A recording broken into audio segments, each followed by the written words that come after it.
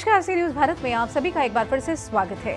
खूंटी के कचहरी मैदान में आज केंद्रीय रक्षा मंत्री राजनाथ सिंह ने एक विशाल सभा को संबोधित किया, जिसमें उन्होंने कांग्रेस, झामुमो और राजद पर भ्रष्टाचार के आरोप लगाए। रक्षा मंत्री ने कहा कि ये दल लंबे समय से सत्ता में रहने के बावजूद जनता से किए गए वादों को पूरा करने में नाकाम रहे हैं।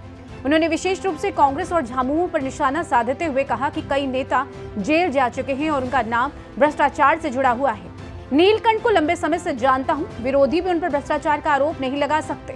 मंत्री ने यह भी कहा कि उन्हें यह स्पष्ट किया कि ये उनकी पार्टी बीजेपी के लिए कथनी और करनी में कोई अंतर नहीं है। जो वादा किया जाता है उसे हर हाल में पूरा भी किया जाता है। वहीं मंत्री ने कांग्रेस के जातिगत जनगणना के वादे पर सवाल उठाया और कहा कि ये केवल धोखा है। उन्होंने तर्क दिया कि कांग्रेस ने देश में 50 साल तक शासन किया, लेकिन तब जातिगत जनगणना क्यों नहीं की गई। साथ ही उन्होंने ये भी सवाल उठाया कि कांग्रेस के पास जातिगत आरक्षण के लिए कोई ठोस योजना नहीं है, जिसे जनता के सामने रखा जाना चाहिए।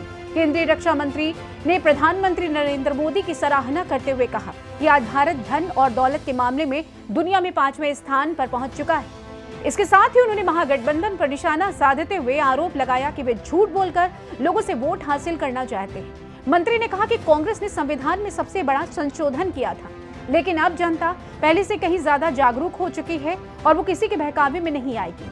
उन्होंने झारखंड में अवैध घुसपैठियों के बारे में भी चिंता जताई और कहा कि स्कूलों में सरस्वती वंदना का आयोजन नहीं हो रहा है, जिससे आदिवासी समाज को संकट का सामना करना पड़ रहा है।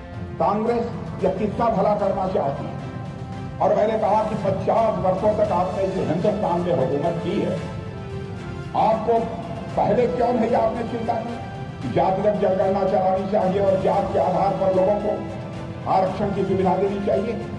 मैं कांग्रेस पार्टी के राष्ट्रीय अध्यक्ष श्री खड़गे जी से यह मैं कहना चाहता हूं कि हजारों लाखों की संख्या में जो जातियां हैं, उनके कल्याण के लिए आपके पास क्या रूपरेखा है, आपके पास क्या ब्लूप्रिंट है, क्या रोड मैप है, यह पहले हिंदुस्तान की जनता को बताया जाना चाहिए। लाखों जातियां, उपजातियां, वो आप कैसे उनको आरक्षण की सुविधा मुहैया कराएंगे, किस जाति को कितना आरक्षण का लाभ मिलेगा, यह देश की जनता को बताया जाना चाहिए।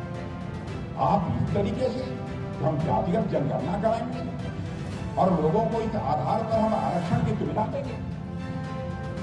क्या रूपरेखा है आपके पास? एक बार वह रूपरेखा कांग्रेस को लेकर आना चाहिए, इंडिया अलायंस को लेकर आना चाहिए, ताकि हिंदुस्तान में एक बार उसका खुली बात हो करे। हम भी समाज के अंतिम सीढ़ी पर बैठे हुए लोगों का उत्थान चाहते हैं, हम उनका विकास चाहते हैं, हम उनके पिछड़ेपन को, गरीबी को समाप्त करना चाहते हैं। कई कदम हम लोगों ने उठाए। कांग्रेस ने क्या किया? हिंदुस्तान को गरीब बनाया है। और हमारे प्रधानमंत्री नरेंद्र मोदी, बहनों भाइयों, आप जानते हैं यह हमारा भारत जो 2014 में दुनिया के देशों में धन दौलत के मामले में 11वें स्थान पर खड़ा था।